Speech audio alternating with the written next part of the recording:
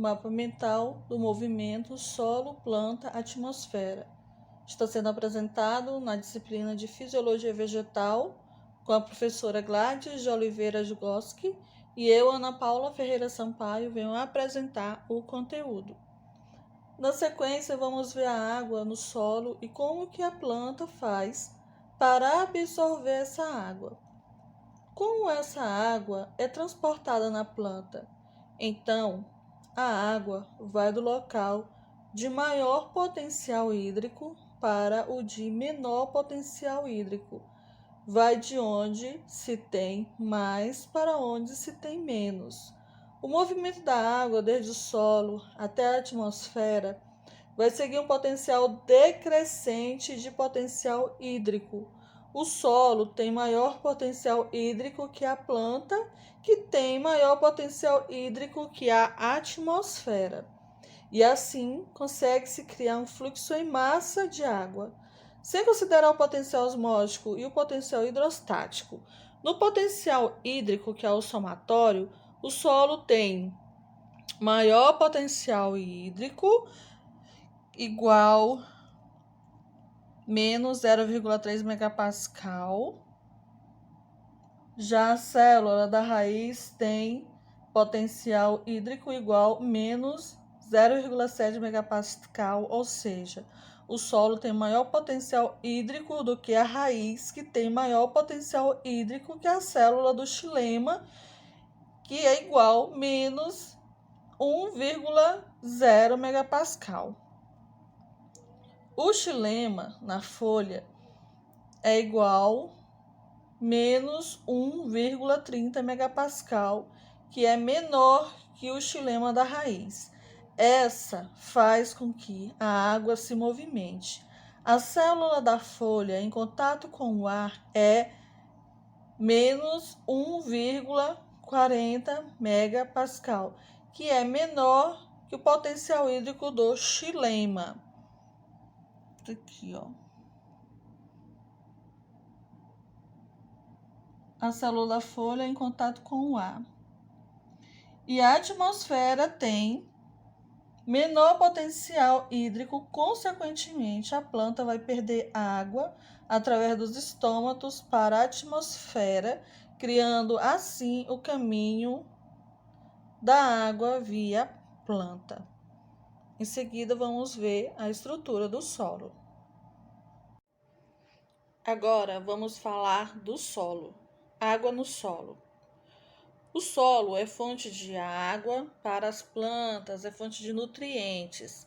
A absorção é realizada pelas raízes. Concentração de água dependente da composição e estrutura dos solos.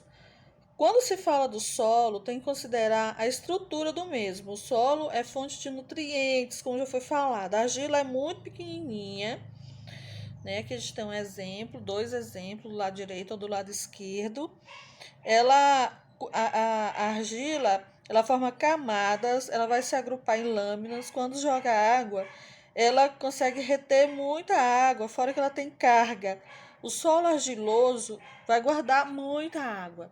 E aqui você tem a parte de composição do solo: areia, silt, argila, matéria orgânica, água e fungos. Desse lado você tem a parte da composição do solo, desse lado esquerdo, e do lado direito a subdivisão da matéria orgânica, a maior parte humus, organismos e raízes. Nessa parte a gente vê a porosidade do solo, que é outro fator importante. Mede o volume total de poros e seus tamanhos, formas e arranjos. Ele vai determinar a capacidade de retenção de água no solo.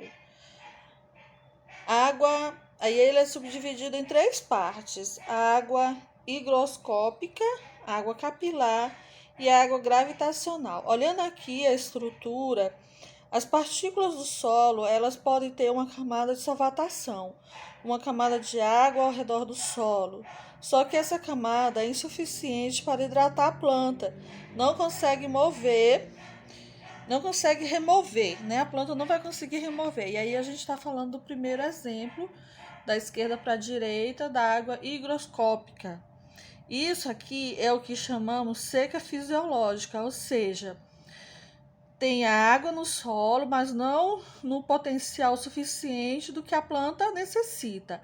A planta, na verdade, tem maior potencial hídrico que o solo, ou seja, ela vai entrar numa seca, né? A gente está falando aqui do primeiro exemplo, água higroscópica.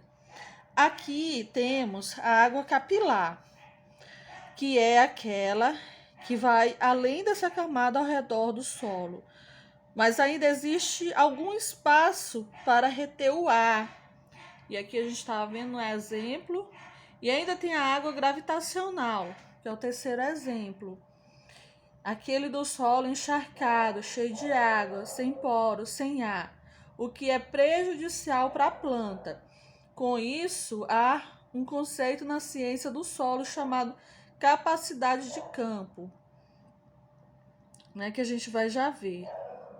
Então, nós temos 3 tipos. Você joga toda a água e espera, né, nessa parte aqui, você espera a capacidade de retenção de água.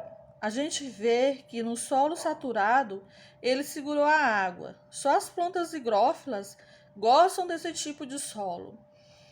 Já no solo perfeito, ele não retém toda a água, ele fica com água suficiente e se liga às partículas do solo e também para a planta.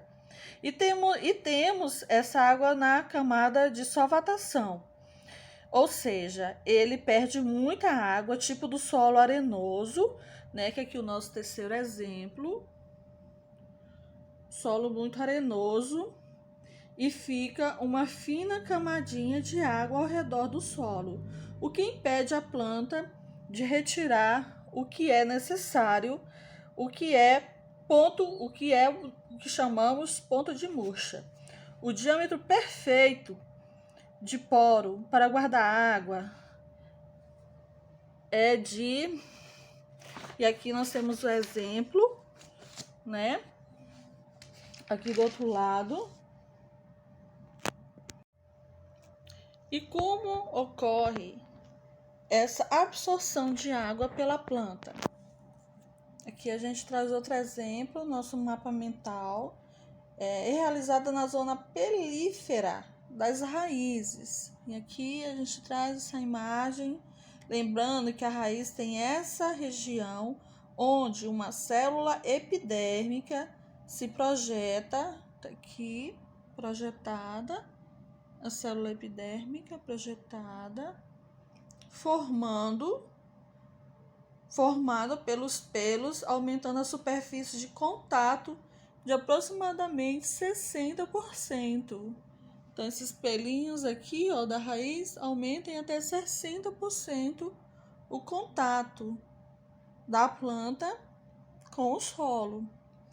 E a taxa de transpiração vai influenciar, ou seja, a célula da folha transpira, diminui o potencial hídrico. Isso faz com que a água entre pela raiz. Aqui.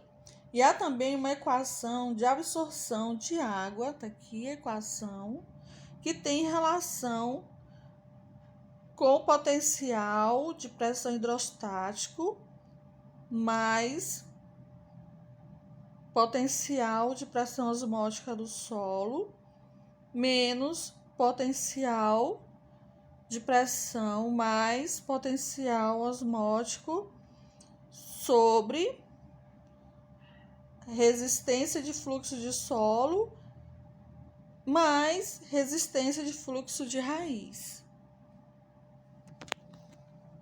Aqui realizado pela zona pelífera das raízes. Taxa de transpiração influencia as diferenças dos potenciais de água do solo e do xilema.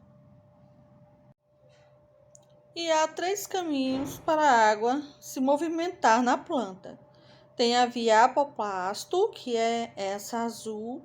A água entra pela parede celular, a parede é a parte não viva, e são vários fios de celulose, hemicelulose, lipoproteínas, pectinas, e a água vai passando por elas, né? Aqui o desenho, e por aqui a água não entra na célula, ela vai via apoplastro, ela passa entre as células. Temos a via também transmembrana, que é essa parte amarelinha. A água entra, atravessa a membrana e atravessa a membrana, membrana. A água passa por dentro das células, aqui, porém vai atravessando as membranas, por isso é de transmembrana. É a via transmembrana, ou movimento transmembrano. E temos o movimento simplástico, né?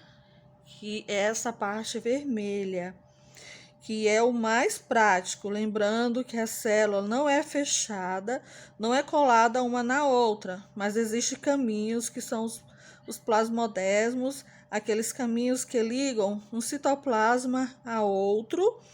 Então, o movimento simplástico é aquele que ocorre por dentro dos plasmodesmos. Ele vai tranquilo pela célula, não atravessa uma membrana. Aqui. Mapa mental dos 3 caminhos.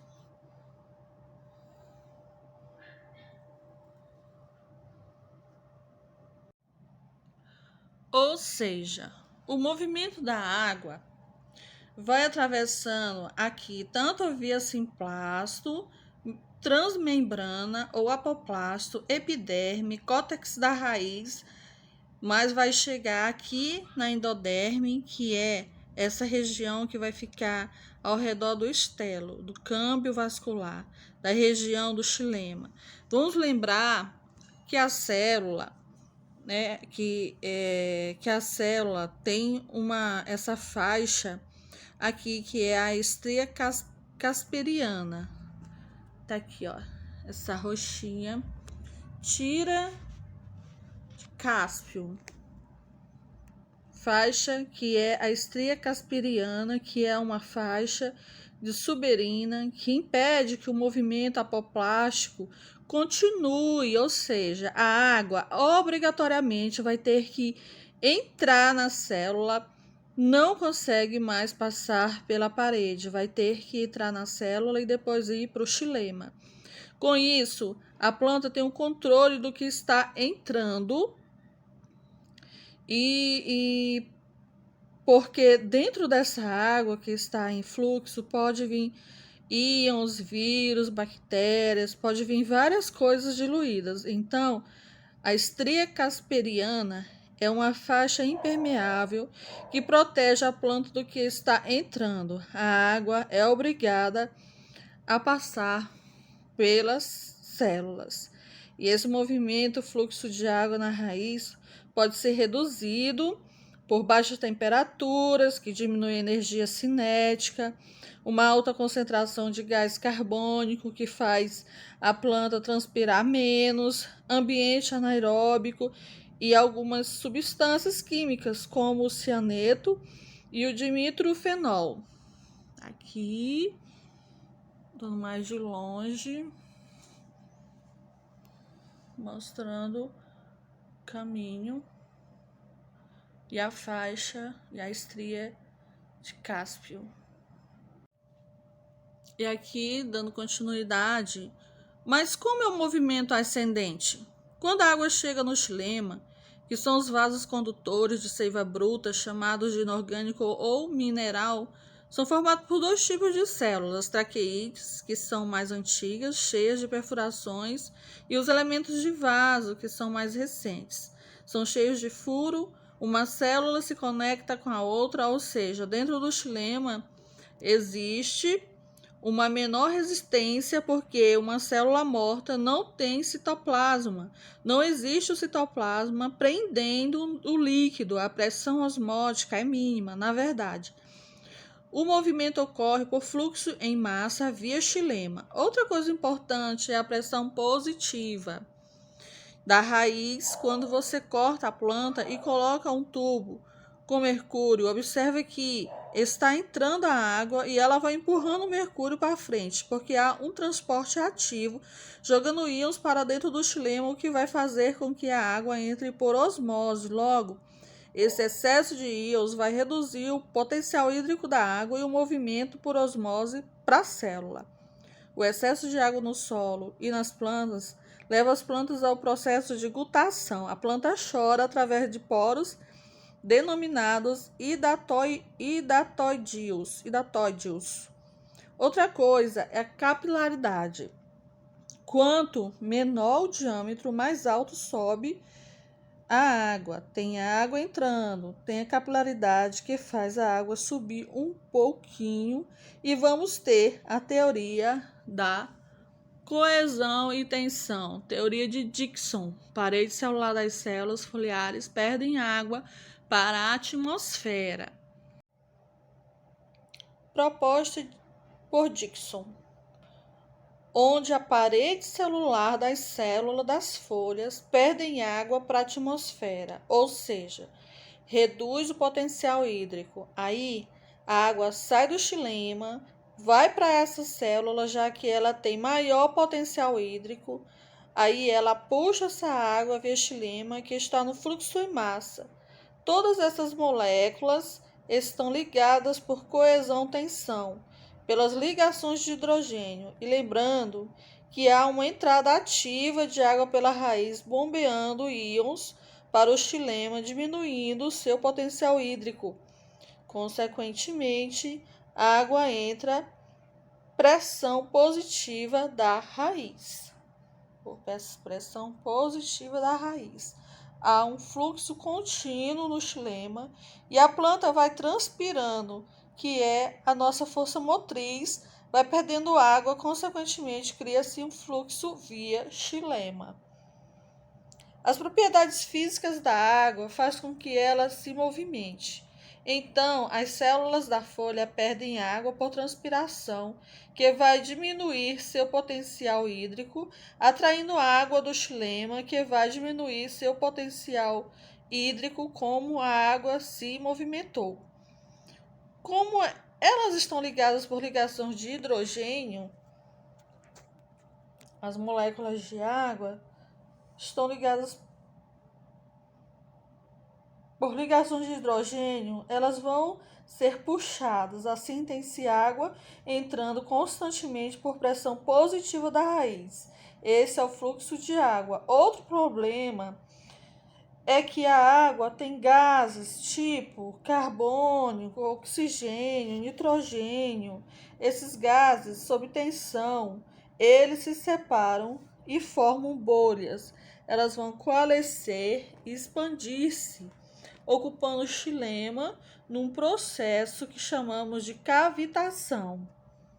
A obstrução total do fluxo é o que chamamos de embolia, mas nem sempre acontecem as obstruções do fluxo devido aos furos no xilema. O fluxo pega outro caminho. Lembrando que a embolia não faz bem para a planta. E é isso, pessoal. Por hoje é só.